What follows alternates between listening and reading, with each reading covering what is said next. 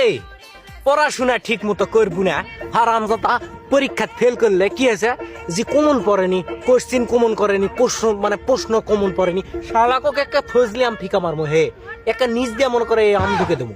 সাইডের লোবা পড়াশোনা ঠিক মতো করবে না, আর খালি খাবে জি ইয়া বাপে যদি প্রশ্ন করে কিরে অমুকের বেটা ভালো রেজাল্ট করলো, আজীবন বই খুলে দেখেনি, আর তুই সারা জীবন বই লিয়ে থাকিস, তারপরে তুই ফেল করছো কিসব?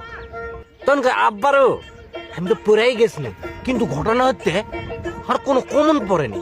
এই সাইডের লোবা কমন ক্যাঙ্গা করে পড়বে হে, সারা দিন সারা এক পাশু এক মোবাইলের ওই ওই ওই জিনিসই ঘুটা সারাদিন তামান ওই কলিমুদ্দিনের বেটি সলিমুদ্দিনের বেটির সাথে কথা কইস, তাহলে হবে?